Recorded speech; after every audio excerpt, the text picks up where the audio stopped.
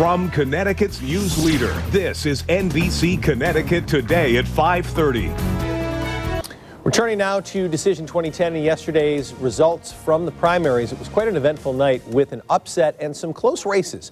Joining us now to break it all down and look ahead to November is Patrick Scully from Scully Communications. Good to see you. Good to be here, Brad. Let's talk about the governor's race. People are talking about the Democratic side a little bit more today because the results were a little bit of a surprise. How did Malloy pull it out in the end? Well, I think Malloy made the case that an experienced person in government really does matter when the state is in such a mess right now. It was an overwhelming victory when you think about it. 58% is huge.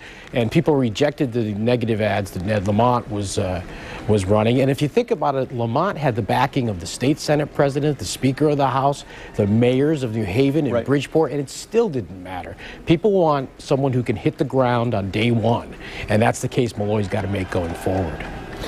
On the Republican side, we have kind of the anti-establishment candidate winning in that side, although the race got closer and closer and closer as it went.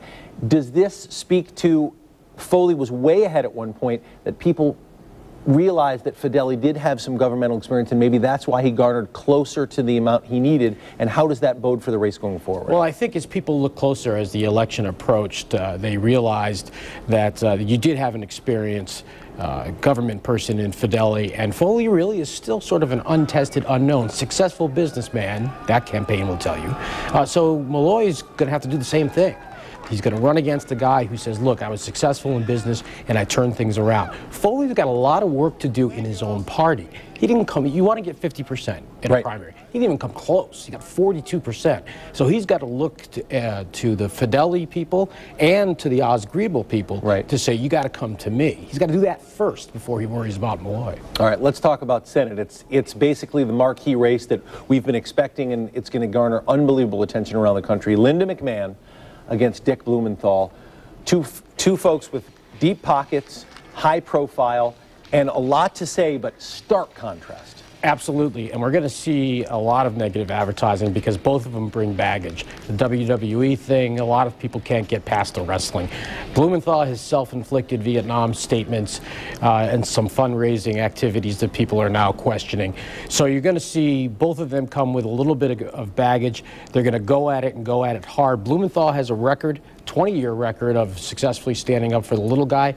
McMahon is, by all accounts, a very successful businesswoman, whether you object to her line of work or not. As you said, this is going to be one of the most watched Senate races in the country. It's very exciting. Exciting stuff to be sure. Patrick Scully, thanks for joining us this morning. We will continue to scroll all the primary results, including the local races, at the bottom of your screen throughout the morning. You can get updates anytime on our website at NBCConnecticut.com. Right now, we want to shift gears a little bit. Here now to talk about the results from yesterday's primaries, Patrick Scully from Scully Communications. Biggest surprise then it had to be Malloy, not only winning, but winning by quite a wide margin over Ned Lamont. He really did. He was effective in getting the undecided votes, or the people who could possibly change. Most of them went his way, and even I was surprised, who watches this every day, by the margin of victory by Malloy, and he's got great momentum going into the rest of the summer and into the general. You heard Foley talk about how politics is a contact sport. I'm guessing we should expect a little bit more of the same in the governor's race as we lead up to November. We are. We'll see some negative campaigning. When you have negative ads in the primary, you're basically handing a playbook to the other side in the general election. It's real hard for Ned Lamont to support Mr. Malloy now when he spent the last 2 months basically calling him a crook. And, you know, it's really, really hard to get out of that primary and come in. So I really do think we'll see some negative stuff. But I think they're each going to try to pitch up what they do. One is a true and tested leader in government. The other one a successful businessman. So we'll see. I guess for the voters, having a stark contrast between the candidates in this case is probably a good thing. You're going to choose one or the other, and there's a clear contrast between Absolutely. the two. You have Foley, who's a businessman who's turned things around on many businesses, deep-pocketed, and then you have Malloy, who's a publicly financed candidate. He got outspent in the primary by millions, and he will also face the same thing in the general. Same thing to some degree in the Senate race. Both candidates have deep pockets in that race, but again, a very stark contrast between the businesswoman Linda McMahon and Attorney General Richard Blumenthal, who's been in public service basically his entire life, although they both bring some baggage with them. They do. There's fertile ground for negative campaigning in this one as well.